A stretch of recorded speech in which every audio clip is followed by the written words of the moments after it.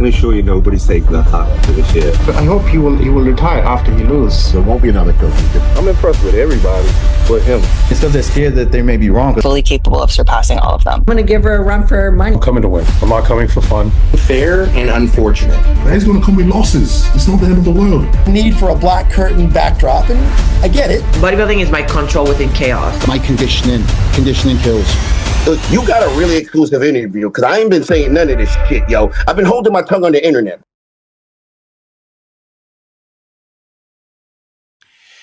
Yes, guys, episode 51 of the Bikini Insider. I am with IFBB Pro Bikini competitor KERRY SEXTON, and now I guess I can officially say IFBB Pro Fit Model, sorry, Bikini turned Fit Model Pro, Marnie AL-SARAF. Marnie, if there's any one place to start, let's go straight into it because we talked about this long enough. Marnie, you've made the announcement. Without going too much, because I want people to know if they want to understand your decision, go to the full video on my YouTube channel. I will put it in the description, so please do click it. I do see it's got 1,000 views already.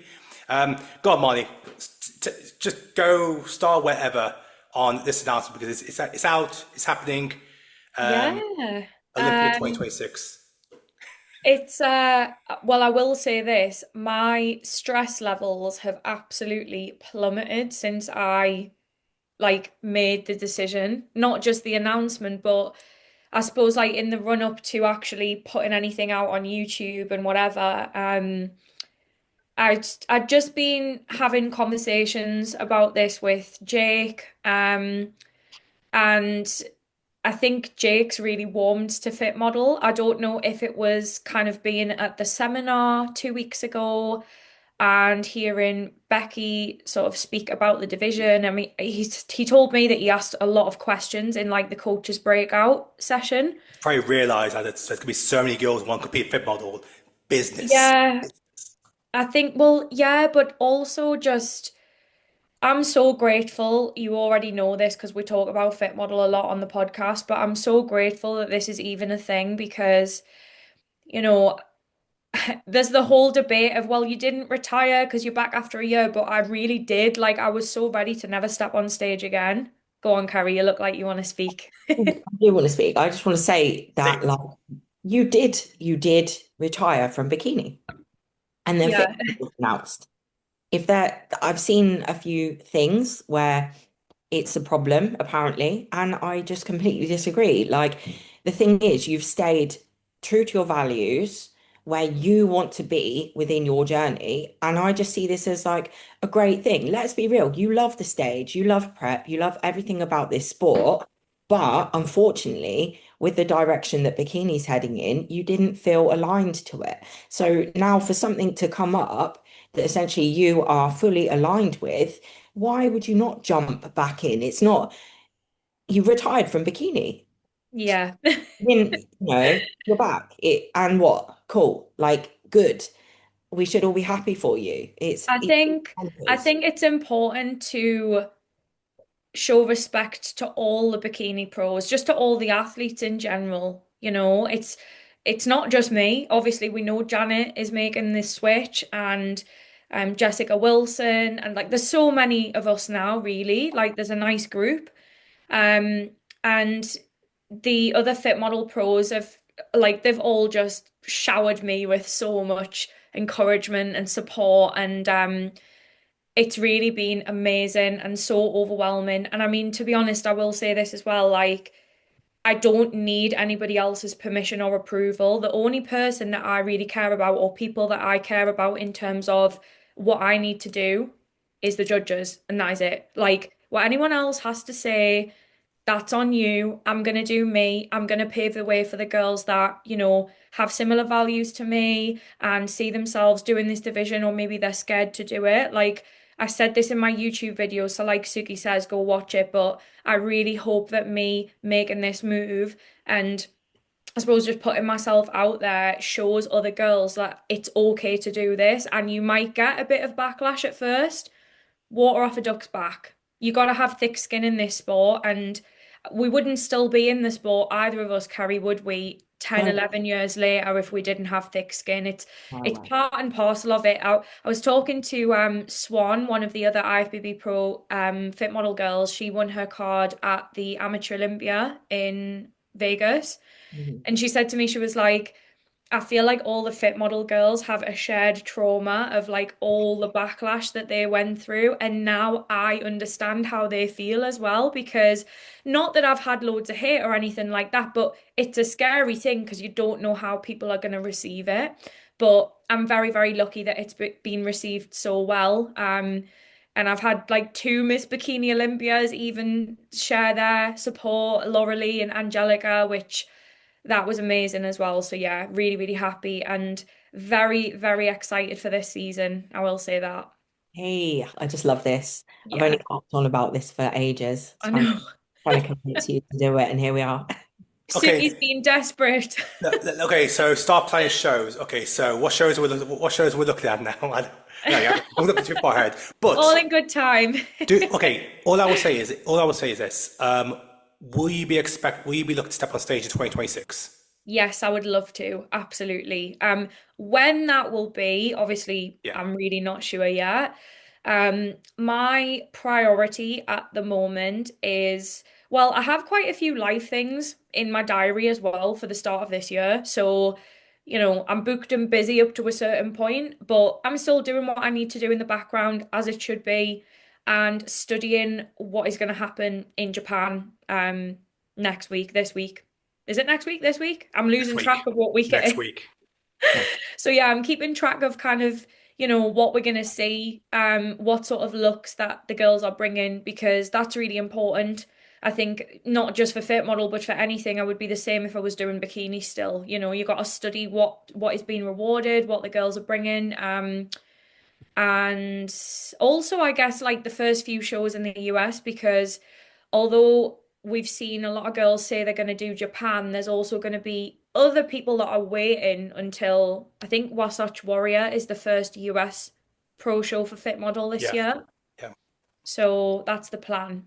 I think the plan that I would like to see happen is I've already told her this, but so I'm going to do a couple shows prior to the Olympia. So I'd love Marnie to travel the world with me a bit to the States and hopefully jump into some shows together. That'd be cool. Yeah, imagine we just I'll go go off my own worldwide. timeline. I am just putting it out there, so I really want you to. Look, I just want to see one thing. I know KERRY will be with me as well, and that is for Marnie to have a showdown with a certain Russian fit model pro. Oh my days! I completely forgot about I that. need this to happen. That is hilarious. I need this to happen. Marnie's Russian Marnie, however Do you you want to say really it. think we look that similar still? In some shots, shots. So I was literally, while you were talking, I was scrolling her page, trying to get to the ones we referred to back in April time. She's got so many pictures, I couldn't get to it. So I was like, oh, you know what? Let me just grab this one. So, I can't decide if it's like actual similarity or if it's the fact she's in a pink suit. No, there's one photo. I think there's like one. I think it was this one you're referring to, KERRY. I think this was the one. Yeah. Okay, this is a joke on her anyway. This is just obviously it's uncanny. She looks amazing. Can I just say? Yeah. Yeah. So Russia's first fit model pro. Okay, sorry, I had to bring that up anyway. I imagine you will have Freddie on you as well, try and get you over to Texas. He's already told me what he wants to see this year. So I think the biggest thing, again, like I already said this, in terms of alignment, like for me, this is the year of alignment. I'm doing something that is fully within my purpose, and I've already explained where I am in my head and in my life at the moment in terms of like other priorities too. Just because I'm going to be doing fit model does not mean that everything else is now suddenly on the back burner again. It really is a new way and a new chapter for me of how I'm going to approach this. So has to align. Okay. Look, I know we're going to be kind of talked about Marnie going to fit model, and of course Kerry's getting closer to her start of the season of a UK Arnold over the next week. And to be fair, we'll touch on it every single week. Let's go straight into the updates, because we do have our special guest, Becky Clawson, IFBB Pro League and Olympia judge, joining us in about 10 minutes. So we're going to go into some updates I've seen over the past 7 days. We're going to start with the number 2 in the world, Ashlyn Little, because funny enough, Neil sent me these pictures. He was like, "Oh, super for your eyes only. Look how amazing she's looking." And then all of a sudden, she posted it. So it didn't make any difference. So this was the post that she dropped. The left is Olympia. Which one is it? Which one of which? I can't even see the caption now. Is it the left Olympia 2 weeks out, 2025, versus the right Arnold? It must be. Yes. Let's go to the front here. I mean, you could see her glutes are bursting full. And I think that's one thing she was mentioning, and Neil, like the fullness of the glutes and looking for the front as well. Yeah. This is crazy, isn't it? Absolutely. You know what? Actually, her upper body looks full there in that front shot as well. Like the top line and the lats a bit more. What are the things you're noticing straight away from the left picture from Olympia versus the right picture of the Arnolds? What are you noticing? Exactly that. She's got she's got fuller glutes. Obviously the tan's different. I was going to say she looks drier here, but you don't know exactly where and what. To me, like her upper as well, like that lat where the side of her bikini a lot more is. balance. Like, yeah. Very impressive. Let's go. You know, we've been speaking so much about the girls who are competing on the top end. Let's look at Tianna. Tianna, however you pronounce the name, sorry. I always butcher it. Here we go. She dropped this update at 3 weeks out from the Arnold Classic. So we know, so originally, it was supposed to be a full year out until when she saw that she was on the list. So she will only be doing the Arnold Classic and the Arnold UK, and then she will be shutting down the season to focus purely on coming back in 2027. Look, we're all a fan of her. You know, we all love her. Talk to me, girls, about what we're seeing right now. She just always seems to improve. I feel like I saw a post where she is essentially, it might have even been here, because she put an error here. Yeah. I was going to say, like, look at the difference in the body composition, the glutes, the fullness, the delts, the everything. She's got a lot more to her physique now, a lot more balance, and looks like she's streamlined her waistline as well, which I know is something that she's been working on, so that's amazing too. Very good. Impressive. I'll tell you what, I'm going to go to the Arnold page, because that way I can get the lineup and we'll go through each one. Really good is Sharon Ramos. Is that her name? I'm so sorry if it's that. Sorry, is it? Yeah. Uliana. Wow. I literally messaged Neil the other day saying she looks insane. Beautiful shape. I'm a big fan. Yeah. Who's the coach, sorry? Neil Cash. Oh, jeez. Oh, shit, he's got 3, of course. Look at the glute. Yeah. The bubble. Impressive. She's looking very, very good. There was somebody else as well I'll try and bring up as well. Was it Cynthia? Oh, sorry, guys. Here we go. Can you see this? Oh, is this a new one? Oh, there we go. From 2 days out. I haven't seen this video in full yet, but just really want to look at some of the other girls as well who are also competing. Give them some shout outs. I'm not too knowledgeable in regards to her competing career. What was her career like in 2025? I'm not sure, but can I just say, as soon as I saw her front pose, it reminds me of Ivy Eskandar. She's got a very similar waist, like her waist. If you really study that, to me, that's like Ivy's shape. Don't you think? And even I would say from the back as well. Yeah, actually, you're right. Yeah. Tiny waist. She looks great. Yeah, looks great. Well, did you say Sharon Ramos had another update? She's always posting. I just think she looked really good, to be honest. Let me just quickly go on the page. Like, I feel like she's like kind of giving Dark Horse vibes. Mm-hmm. Are they just training videos, We love a they're dark on horse. story? You can just see it even from her Yeah. training video, if I'm honest. If you go to that one that looked like it was a training video, I believe that it is just her posing. This one here. No, down, sorry. On the left? Oh, this one here. Wow, yeah. To look that good in leggings. I mean, Yeah. Okay, well, you know what? I always ask about some UK athletes updates. Frankie sent me her update because she'll be competing in the US for the first time.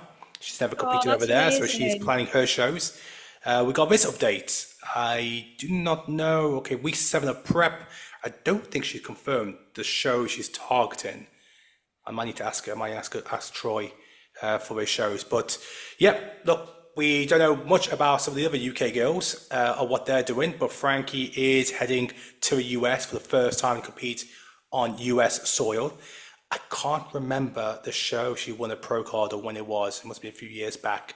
Austrian Oak, I think she won the wooden pro card. Yeah. Ah, yes. I just want to say, I freaking love her physique. We competed with each other at the Europa Pro. That was like her pro debut season, I think. I don't know if it was her first pro show. But we were literally like right next to each other in the lineup, and we were getting switched, the two of us. Yeah, I think she's going to do well, really, really well. I love her look. So right. I don't know how many weeks out she is, but this is yeah. So yeah, Frankie, will we keep an eye on yourself now? Now we know that you're targeting some US shows. I did say last week when I spoke to Sammy, she said, sorry? Tasha Tovar posted an update. Oh yeah. I think. Yeah. I know that she had like pretty much what I've had, and I'm sure she won't mind me saying, but she ran like 2 courses of antibiotics as well. Really? What's her name? What's her handle? Sorry. Tasha. It's under Tasha, not Natasha. Tasha. But she's back in the groove now, feeling a lot. Tasha Espin there. Oh, here we are. Sorry. There we go. She's not competed for a long time as well. Maybe was it 2023? Oh, maybe you're right. Whichever one that France Pro show was from. The last time I competed with her, I think this is the France show from 23, October 23. Yeah. Where she did. Oh yeah, she came 9th. There we go. She broke top 10. So did you say she's competing? Yeah, she's competing. Yeah, this year. I don't know what show she's doing. If you go up, I think she did a swipe along where possibly you can see. Did she? Update. Wait, go down. I think it's in the most recent swipe along. Okay, let me go to this one here. It's from 2 days ago. Not the easiest start to prep. Okay, so she is on prep. Yeah, she had what I had, but sounds like it was worse.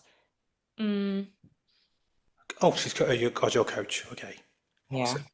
Okay, great. Now we've got 2 girls to checking on as well. Great, that's what we like. I've always really liked her back shot. Yeah. Okay, well, look, that's the end of today's updates. Because we do have a guest, I want to go straight into the guest. I could see her waiting in the waiting room. She was our special guest all the way from the United States at the NPC Worldwide Beyond the Stage seminar we held last weekend. My God, it was only a week ago. It's Becky. Becky, can you hear us? Yes, I can. Can you hear me? All good. Could you do me a favor? Could you turn your camera around so it takes over the entire screen? There we go. Magic. Perfect. Hello. Hey. How are you, Becky? I'm doing great. How are you guys? Yeah, we're good. Good. Recovered from all the planning of the seminar, I hope. Well, Marnie went from the seminar to then her big announcement, which I know you saw. Right. Very exciting. That's very cool. I love it. Yeah, I think it was time to just make the decision because I had been in limbo for a little bit, and I think a lot of girls are probably in the same boat, so hopefully it kind of gives people a little bit of inspiration to just go for it, you know? Absolutely. Yep. 'Cause I think hopefully it encourages a lot of other girls, who may have been retired to reconsider and think, okay, maybe I fit here now. yeah, totally. Are you seeing a lot of bikini pros transferring over to fit model? And when I say are you being contacted or the judges being reached out to say, do you think I should make the switch? We are getting a lot of questions, yes. Not so many pros. I think a lot more amateurs are asking the question because they're trying to figure out, where do I belong? Should I chase my pro card here versus there? But definitely some bikini pros as well who want assessments and feedback as to how they can better fit the division. Because of course, if they were a bikini pro, there is some adjustment that needs to be made to go into fit model. I think, Marnie, you might have an advantage because you've been retired for a little bit.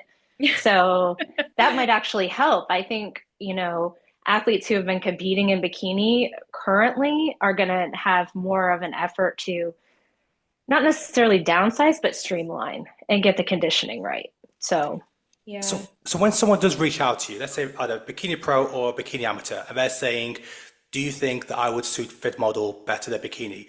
What are like a couple of obvious things that you see to say, you know what? Yes, I think you should make the switch. I think you'll be far more competitive if you move to fit model. What are those things that you would see in a bikini competitor that would make them think, yeah, I should make the switch? I think the big thing I look for is how much density do they have? Density, I think, is the big hurdle if you're going to go from bikini to fit model.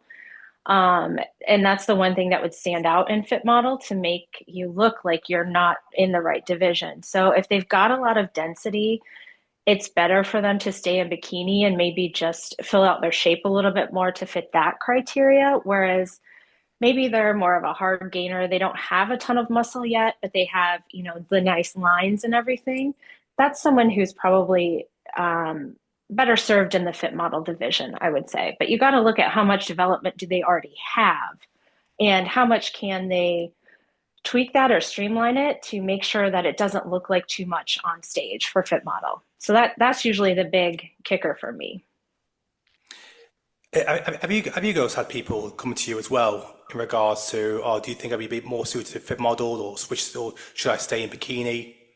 Yeah, I think when fit model was first around, quite a lot of my clients who I suggested it to, were quite like hesitant to it. Like, no, like I want to stay in bikini, but I think at the end of the day, it's a really good entry like division to, get people out there and on stage looking good and fitting a category before essentially having to it does take years to grow muscle, especially in this like day and age with some of the things also that people are kind of willing to do, and some of the physiques that are hitting the amateur stages and to be competitive, straight away, which people kind of want. I think it's just been like something I said, it is just a smart move, but I feel like as the division has a lot more exposure and people are doing it, pros are switching over, I have noticed a lot of people have been more like pulling towards it as such, which I think is like really, really such a fantastic thing. And like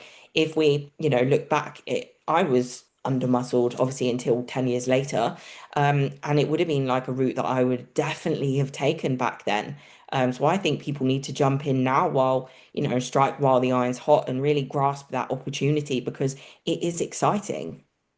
Yeah, I would totally agree with that. It's funny because, obviously we've all reflected on the OG bikini days and like looking at the girls who competed way back when, some of them are still here now, but we are literally seeing that happen right now for this division. So if you don't jump in, you're not going to be a part of it. I know. So I think one of the things as well that might have put people off at the start was I think people were looking at it like, oh, you can just jump on stage, like don't need to train. And I'm like, you know what? It's taken me 10 years to get to like the level that I am now. And in those first years, it wasn't at a point where I'm at now, like refining my physique essentially and not able to train certain body parts and stuff. But like when you're new into the sport, you are still going to be able to like smash your training and train really, really hard. Like it's hard to grow muscle. So I don't think people need to look at it from a standpoint, especially if they are new into the sport. Maybe it's different for people that are obviously switching over. But if you are new into the sport, you can still train hard and train every body part and things like that. So I don't think the training side of things needs to put people off. As a female, it's hard to grow muscle. Becky, look, we just went straight into fit model there. I need to rewind because a week ago we had the NPC Worldwide seminar in UK, in Derby. Was that your first trip to the UK, or you've been to the UK before? I've been to the UK before. It was my first trip to Derby, but I've been to the UK before. Well, yeah. I'd be shocked if you came to Derby before. Right. How did you find it? Because of course this was the first seminar that not only have we put on, but also the UK have seen on our scale. So you've been to many seminars. How did you find it? Because you were obviously the guest. It was amazing. Just the vibe there was so positive. It was great to interact with all the athletes, and just the athletes are so hungry for this information. So it was really great to see them getting their questions answered. Even the coaches, they want the information as well to share with their athletes. So there's such a big opportunity to share with everyone. And this seminar was a perfect way to do it.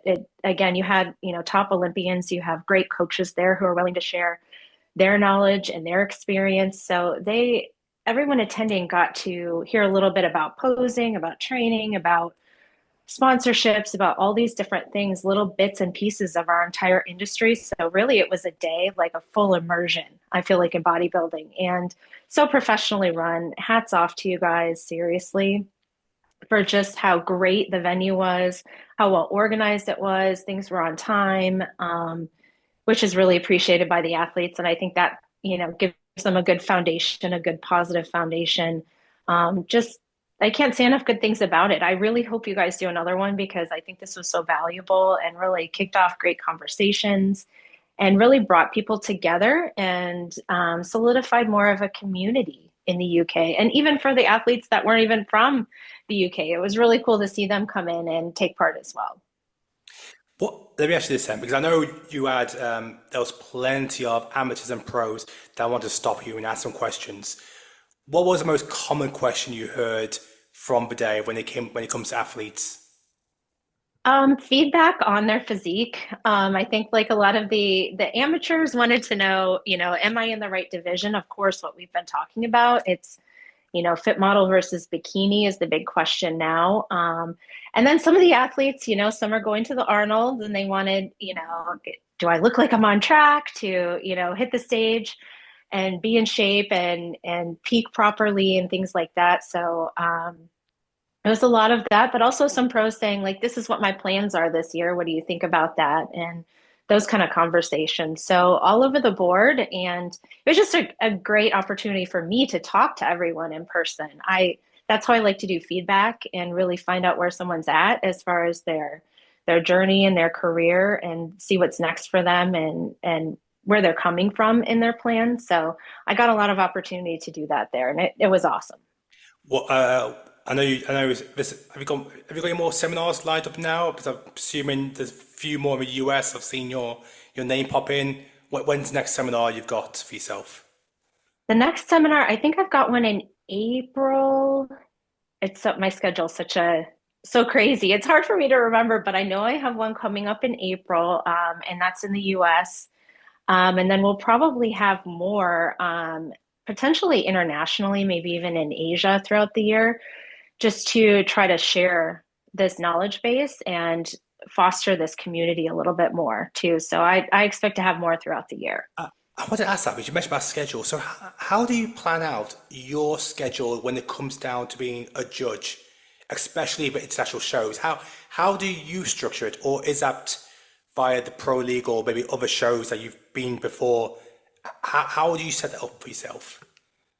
So I leave it all up to the office and Tyler. Thank goodness he controls my schedule, that's how I prefer it, because he has the big picture view of all the shows going on that weekend. Where does he need people? And I've always said, I'll go wherever you need me to go, whether it's a regional show, whether it's a seminar, whether it's a pro show, keeping in mind that we only have so many judges and we have so many shows now. So I just prefer to leave myself open to whatever opportunity and wherever he needs me. And I get a lot of requests for shows, for like seminars, judging, you know, just different events. But I always just direct them through the office. And I'm happy to work with anyone and work with any promoter. But just for the sake of making sure I'm going where the league needs me, that's all handled through the pro league. Thank goodness. Do you know how many days in 2025 you spent staying in a hotel? Oh gosh. I'm really interested. I want to ask, like, how many days were you away from home, and also how many countries did you visit in 2025? Gosh, I would have to. I did 8 international trips. I think my biggest month was November, where I was in Europe 3 times, but I was also back and forth. So I didn't stay in Europe. I know I just got my thing from United Airlines, and it said I was like in the air with them for 89 hours, which seems a lot, and that's only one airline. So wow. Definitely a lot of time spent in airports and things like that, but I don't mind it. I don't mind the travel. How do you manage that, Becky? Because obviously you used to compete. Do you find that a lot of the habits that you had as a competitor, you still have them now, like with the travel and stuff? I do. So I've always had a full-time job or something outside of bodybuilding to sort of put in with this whole schedule.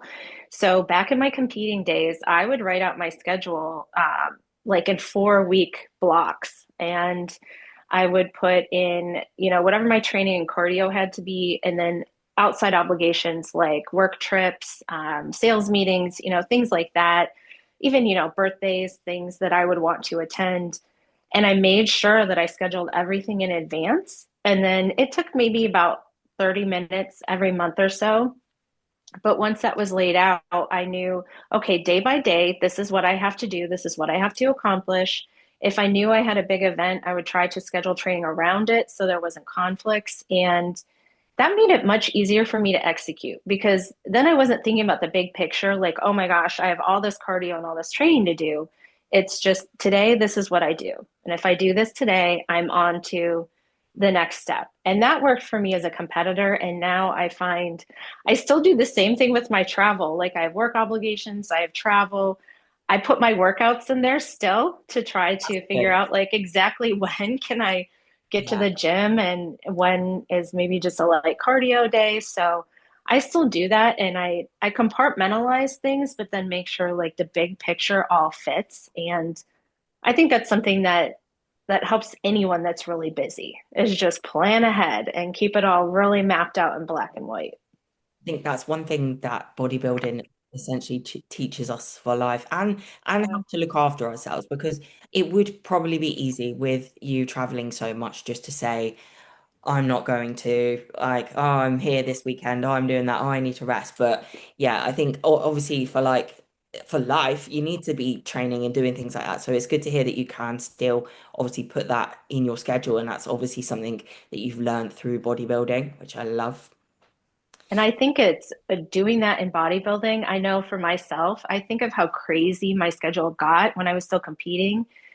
And I think now, like, if I get overwhelmed, like I'm like, oh, everything's crazy, I can think, you know what, you did a lot more when you were still competing. There's days when it's like, oh my gosh, I have to get up at 4 a.m. to train and do all of this stuff, and I'm exhausted at the end of the day. But doing that proves to yourself that you can. And then I think later on, you're like, oh, this is no sweat. Considering everything I've done in the past, this is no sweat. I can handle this. Becky, look, I put a question box out on the story. Yeah. So to make this useful to the watchers, the listeners, got some questions. There were some stupid questions, which I'm not going to go in there. I know you guys got some questions as well. So what we'll do one at a time. Start for myself, go to mine, go to KERRY, and then we'll go back around. So you won't be surprised, a lot of these questions are fit model related. I'm sure. So first one, do you think the judging of fit model So do you think the judging of the fit model in the pro ranks might differ from show to show because it's so new and also it's the first time the judges will be judging the division on a pro level? I think that could happen. I do think the league is doing everything possible to ensure against that. We talk about it all the time. Just this morning, I talked to Sandy, I talked to Bill Sibilia. It was all about fit models. So we're really trying to ensure we're on the same page and that we're aligned. We're doing our absolute best to ensure that the outcome is what anyone would expect and it's consistent.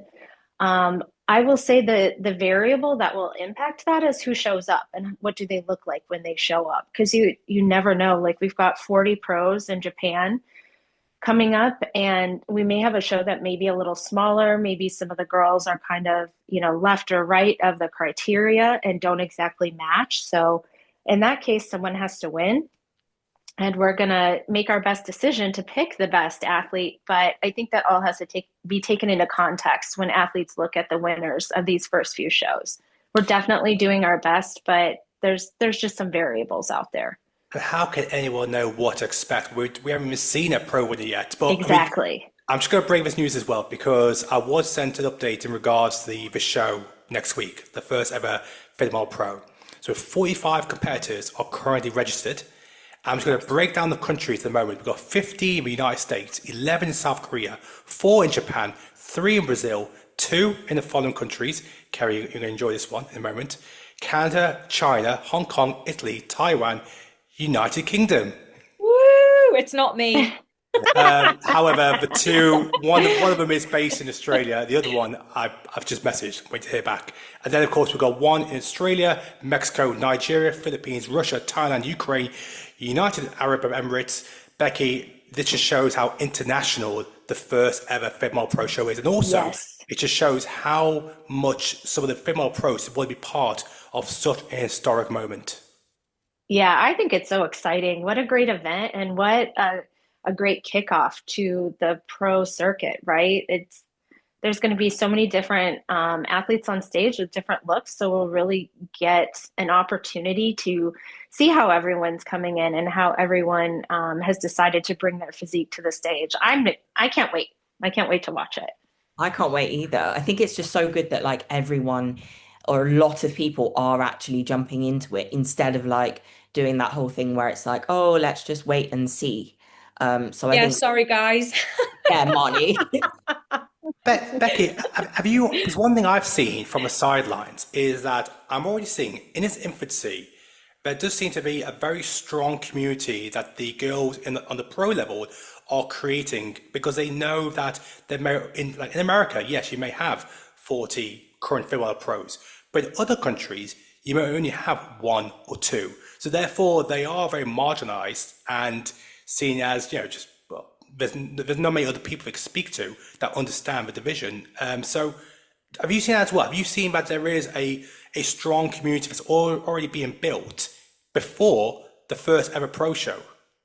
I do. I see I think some of it comes from just athletes trying to figure out like, how do I go forward? All these questions come up online. And so they're sharing information and trying to help each other and asking each other, like, what have you heard about this? Or, just reviewing each other's posing routines, things like that. So I think that naturally creates community. But also, to your point, the fact that everybody's coming out to do this show, hopefully in person, all of these athletes will get to know each other and make connections and stay connected. So that they have, maybe they're the only pro in their country, but they might be traveling Asia and doing different shows in Asia, and they can make connections and say, hey, I'll see you at the next show, or let's stay in touch, and create some motivation for each other. Marnie, I'll let you do the next question. Then you had a question. Well, I mean, I guess we kind of spoke about it already. I'm going to be selfish and I'm going to ask a question as if you got any words of wisdom for the bikini girls that want to switch, pro or amateur? I would say just be very honest in your assessment.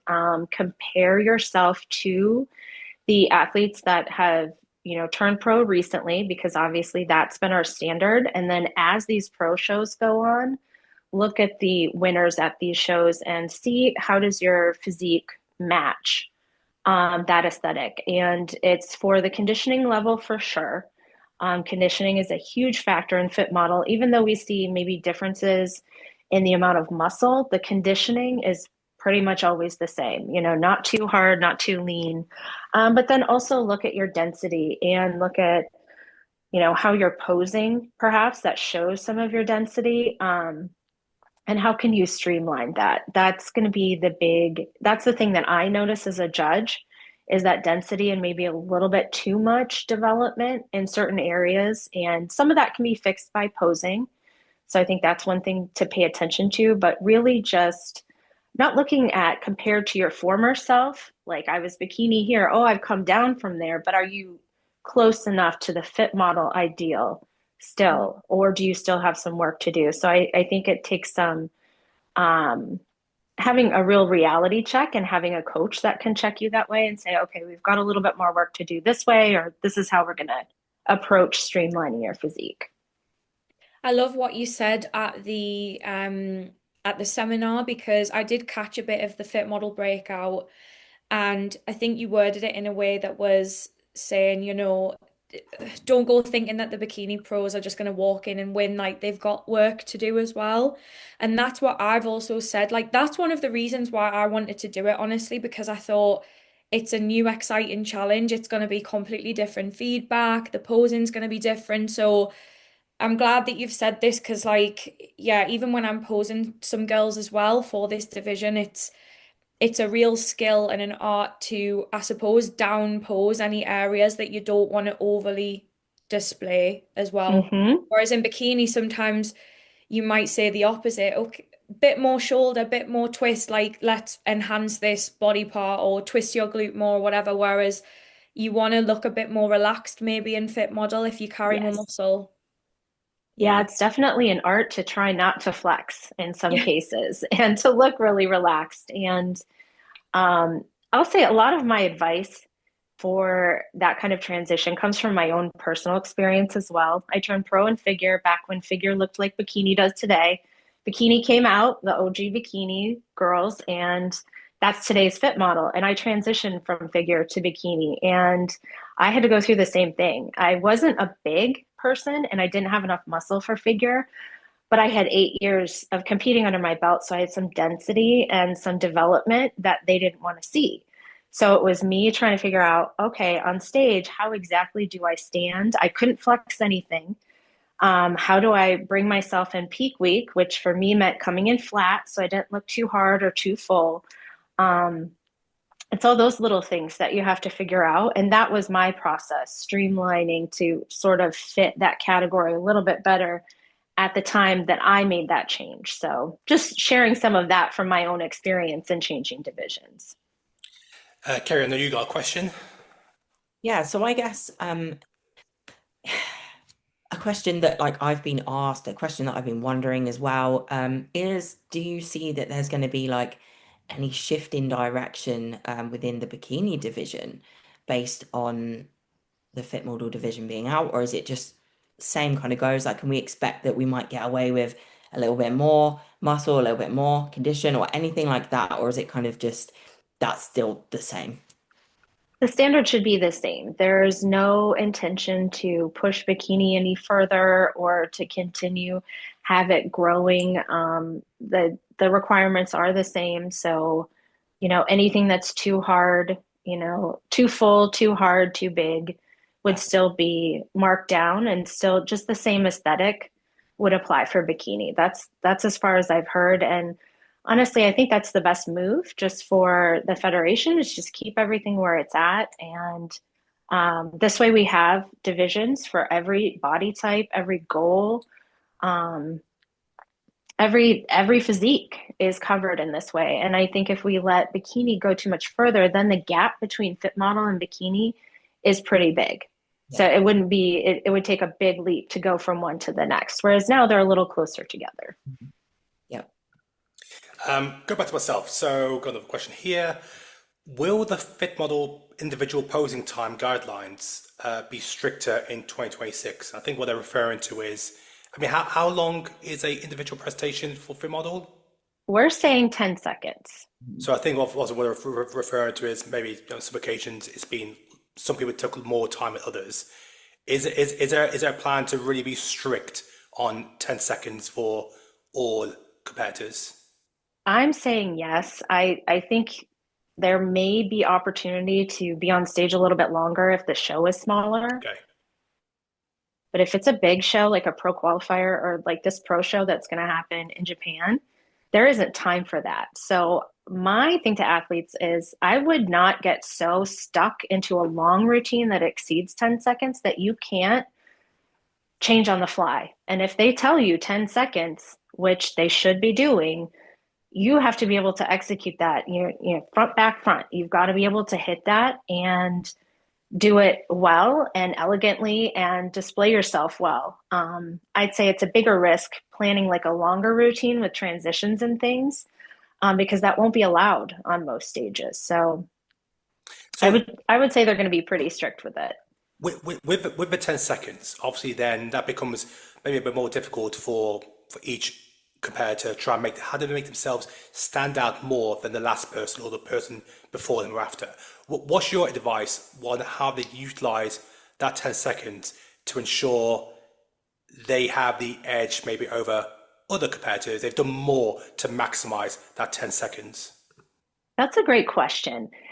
I thought about that actually this morning, and I was thinking all of the athletes that have won pro cards in front of me, I remember them.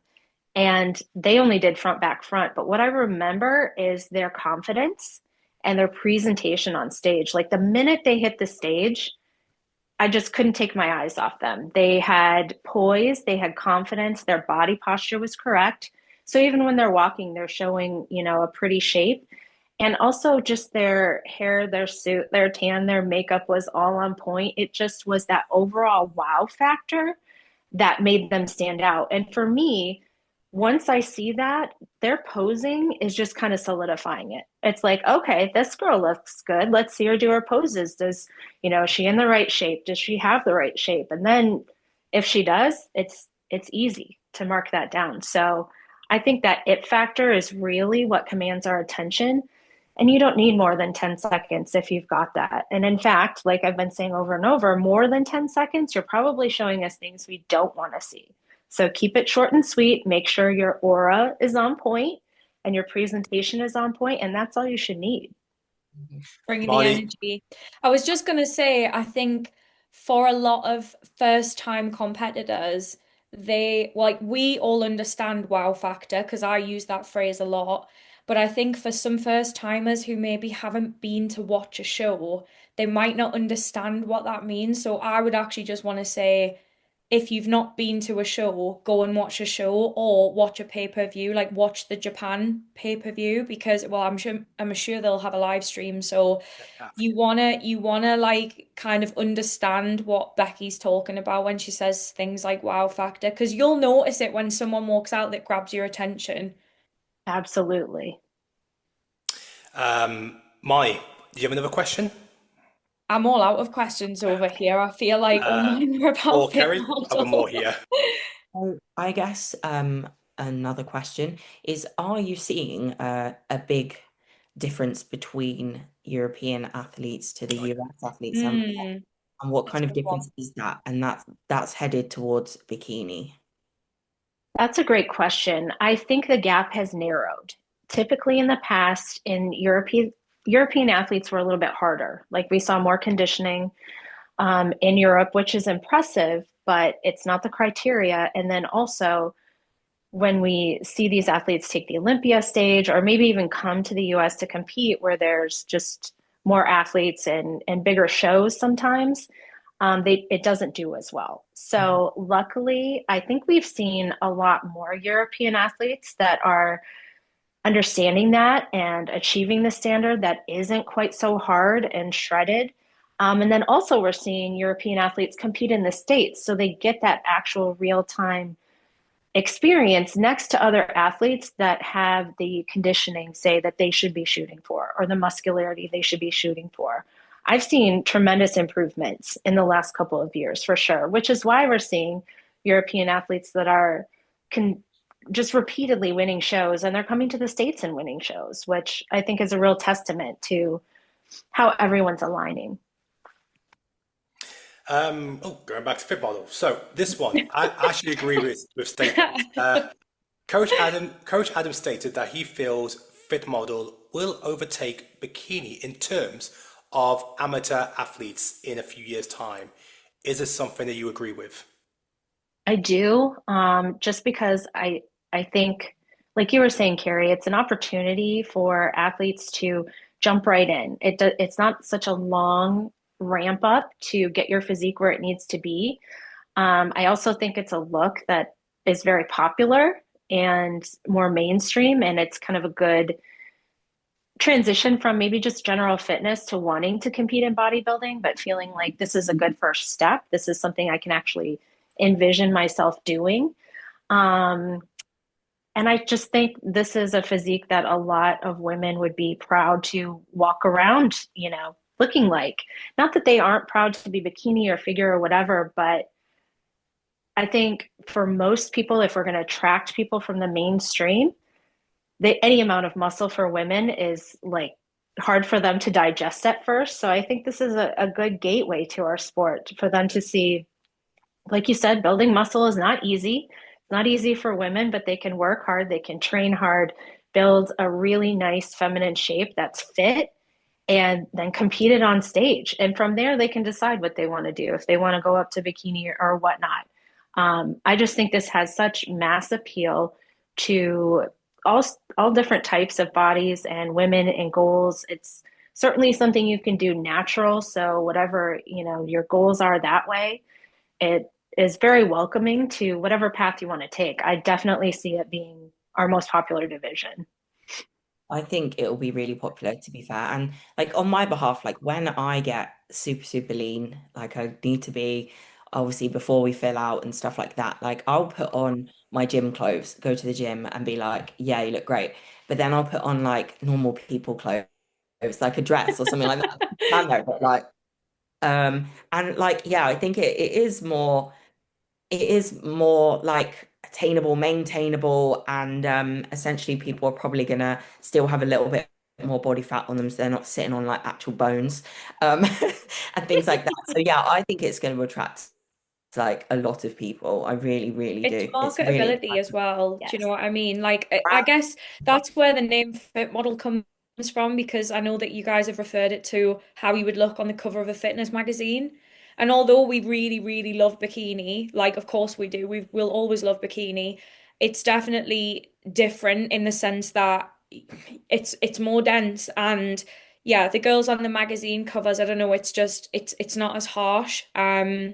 And ultimately, like, this is what bikini was when it first started, and I think that's what people are forgetting. They're like, this is not bodybuilding. I'm like, it is. Like, it's kind of what came first, the chicken or the egg, fit model or bikini, when technically fit model came first, but it was bikini.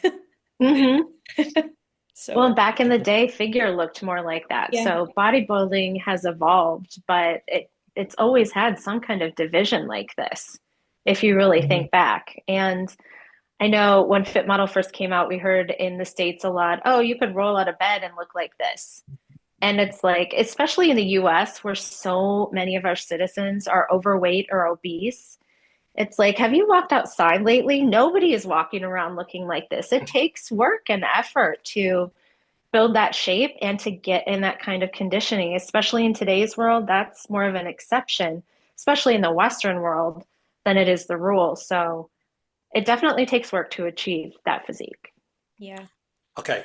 Bikini related question now. Okay, what is a mistake you see in the bikini division on stage that makes you think, why did they do that? The back pose is the one that I always think of. Messing up the back pose by pushing too much. I think they're trying to show like a hamstring tie-in, which if you have to push that much, you're probably just not in good enough shape. And really you're showing us something we don't want to see. But pushing back and like bending over, it destroys your top to bottom symmetry and your balance. and it flattens the glutes. And I probably every show, at least every amateur show, I give that feedback because just improper posing changes the way your physique looks. And sometimes I'll write down like needs more glute density or projection. And if they fix their pose, their glutes actually look a little bit closer to what they should. It's just they're posing them wrong. So I'd say the back pose is the biggest mistake. Maybe also not keeping their abs in nice and tight the whole time.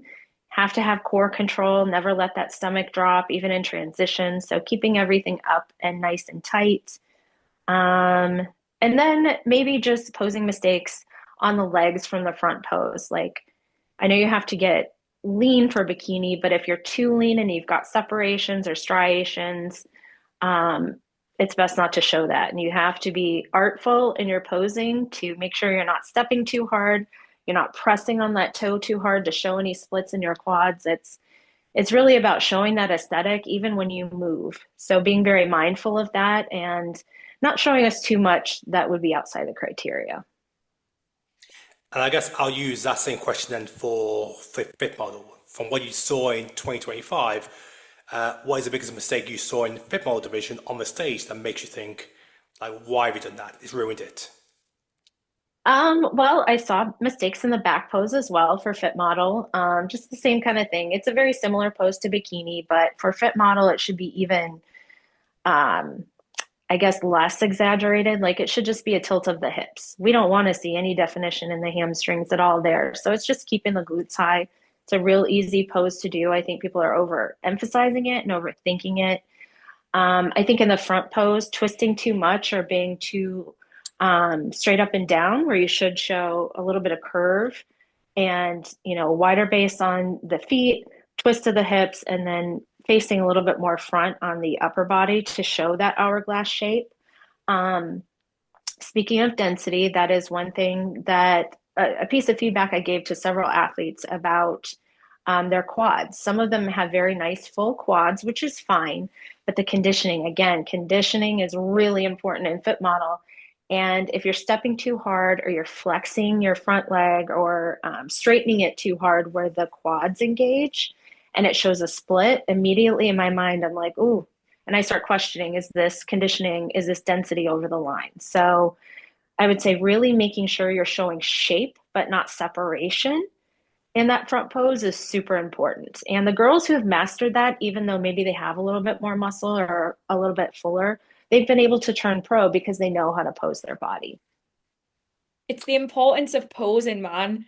Yes. I had so many girls message me after the seminar say, wow, I can't believe so many of your pointers were about presentation, but on the day you can't you can't build any more muscle, you can't get any leaner. All you can do is just show what you've got. So yeah. I quite often think one of the things in bikini, what I quite often see with my amateur athletes, and a conversation I'll always have to have is you can't diet what isn't there. So essentially I've got someone who's just gone into a 2-year off season and she's quite new to the sport, teaching her how to pose, and I'm teaching her how to pose, how she will be posing in the future.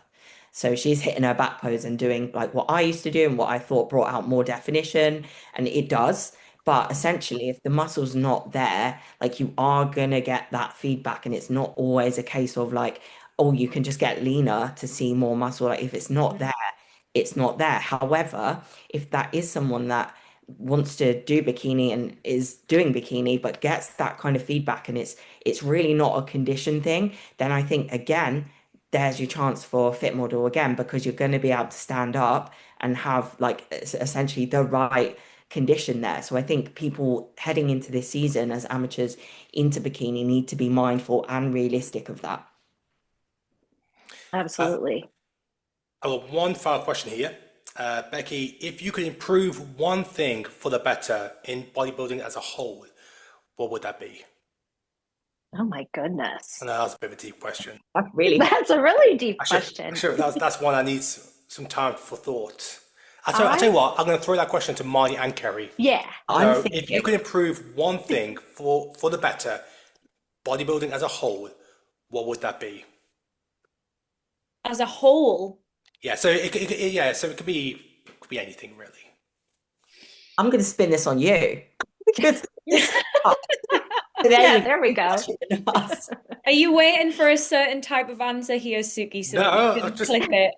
No, I've got my clip. It's Becky's advice for the posing. I'm already using that. There's so many positives. Like people are generally but improve one thing. So you tell me nothing can be improved for the better.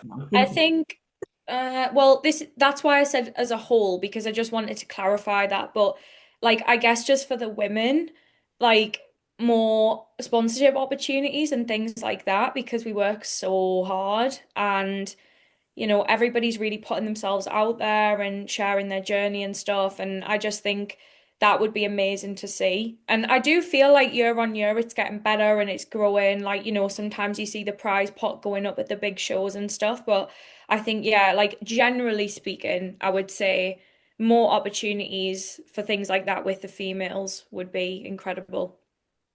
I do think like, as fit model is like introduced in things, like I feel like that's going to create more revenue from a business standpoint for the IFBB Pro League. So as much as you have people moaning about it, I'm like, there is so much good from this. Are you stupid? Because it's only going to have a positive impact. Like it's a business at the end of the day. Like you cannot deny that. And it's a massive opportunity. Females make up a massive part of the sport. So these people that were jumping on it at the start and being like, this is such a bad thing, like, well, you won't be complaining, will you, when it shows, essentially. Yeah. So true. And I'm still trying to think of another point here. Do you have any at all, Suki? My one is the same one that I've told you both on so many occasions, and that is basically to improve for the better. I would like to see more of the female competitors actually documenting, doing with YouTube, because their journey can inspire so many more people. I see some of the female pros do it so well. Charlie from Australia, Emily from the US. I see more of them are try to document their journey because they know they can impact the female division at the greatest, and it'll be something that people will look back on.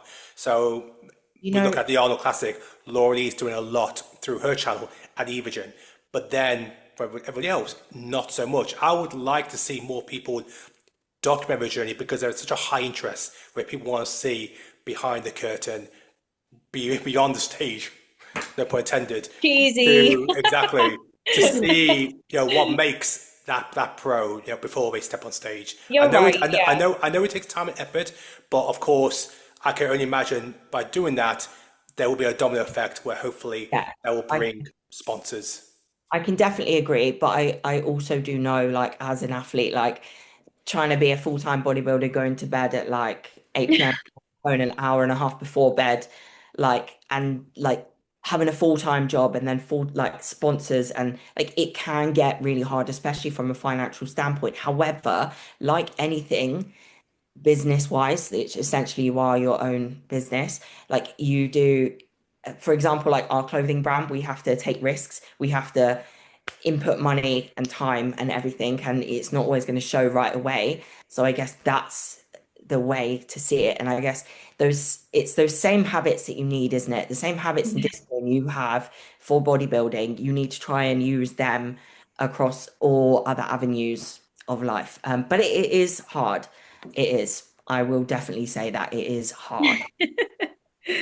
Me and Kerry's had a conversation so many times. We have. But it leads to the Arnold Classic UK as well, because obviously everyone's going to be so invested in Kerry's journey to the Arnold Classic UK. We haven't had it for 2 years. So, of course, with only you and Phoebe representing the UK in the bikini division, there's going to be a lot of eyeballs on you both. Becky, we've shared ours. What's yours?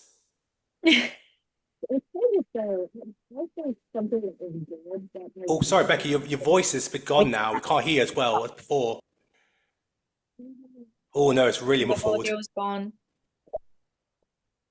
Can you hear me? Oh, that's yes, better. That's yeah, better. Perfect. You were just like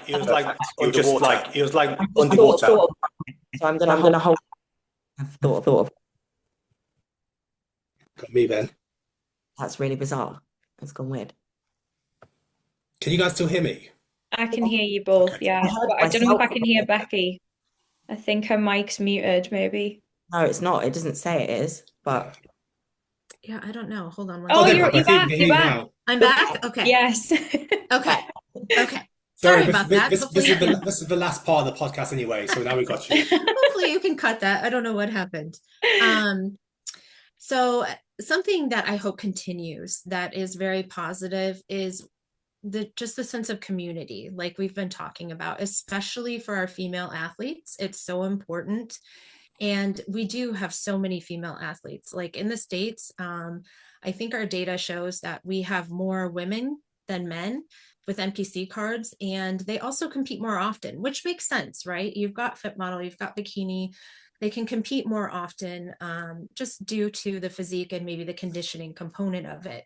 So there's this huge audience out there of women who are really looking for connection and someplace to feel like they belong. And we've long talked about this, Sandy and the girls and I, that, you know, men have a little bit different aspect to competing. A lot of them are very individualistic. They just want to get out there and compete, and they're very focused and can do it individually. But a lot of women like the camaraderie, they like the team aspect. I know for myself, being a high school and collegiate athlete, after graduating, I had nothing. I had no team aspect to really pursue anything athletics. So I found that in bodybuilding. And I think that's something that a lot of other women are looking for. And really the lessons we learn in bodybuilding and the connections we make can last so far beyond just the stage. I know so many girls that have met each other and just continue to be friends. They don't even compete anymore, but I still see like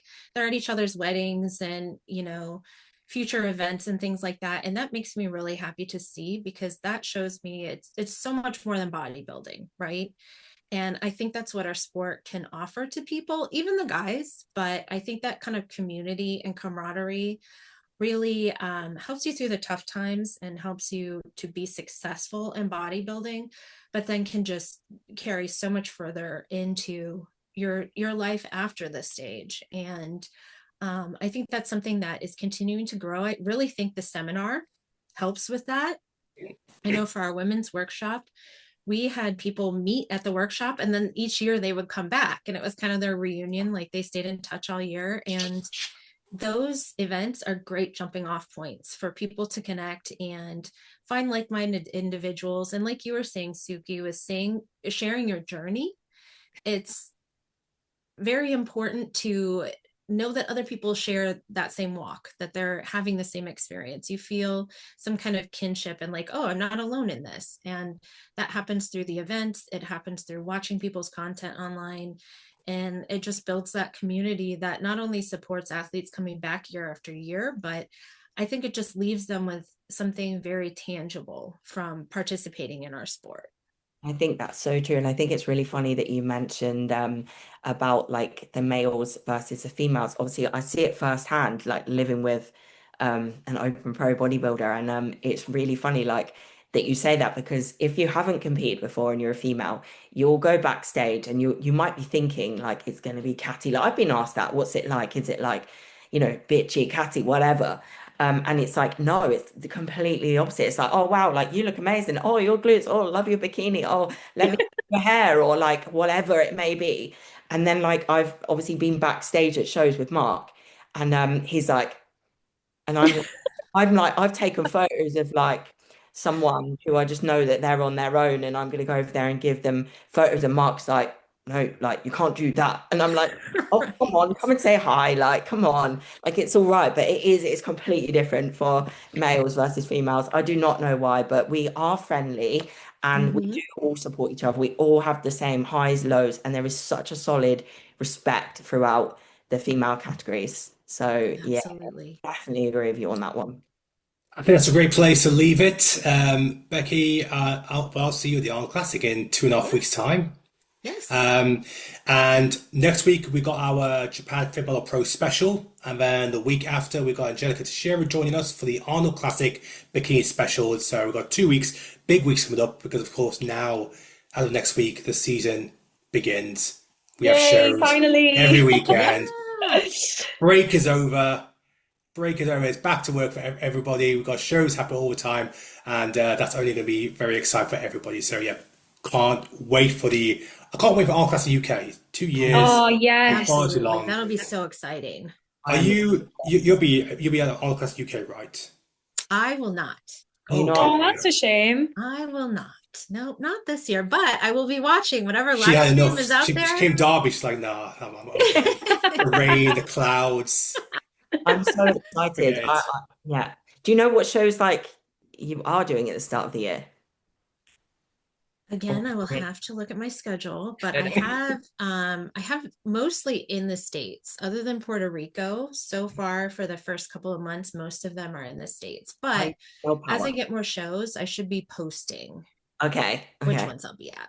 Amazing. I'm competing in the States at the beginning of the year, so yay! Hope to see you. I know, hopefully, fingers crossed. Yeah. Becky, thank you again for joining us. Really appreciate it. Hopefully we'll get you back on again. But always my pleasure. You guys wish you the very best for the season. There we go. We had Becky, we had Marnie's update as well. Good to move to Fit Model. One episode. Cheers, guys. I will see you guys next week.